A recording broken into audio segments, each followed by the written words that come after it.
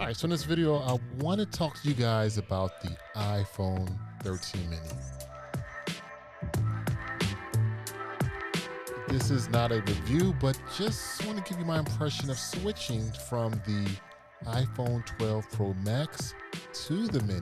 And if you're someone out there who was considering making this move, spoiler alert, I would highly suggest it.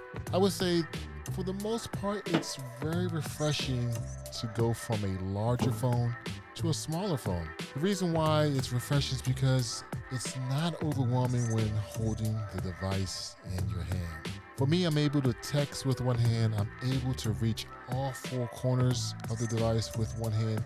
It just makes things a lot more convenient. Otherwise, I'm really sad that Apple is going to discontinue this model this year. I think if people have just given the Mini a chance, they would have fell in love.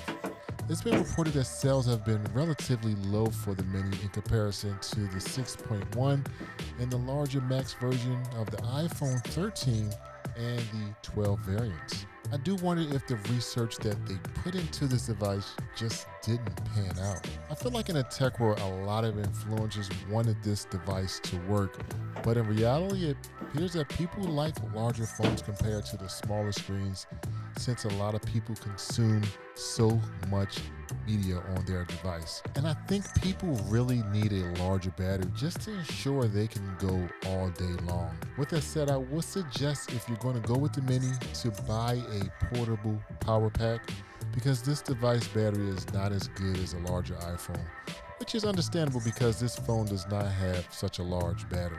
I think it would be difficult for me to go the whole day. For me, it's kind of hard to measure that because I'm always close to a charger.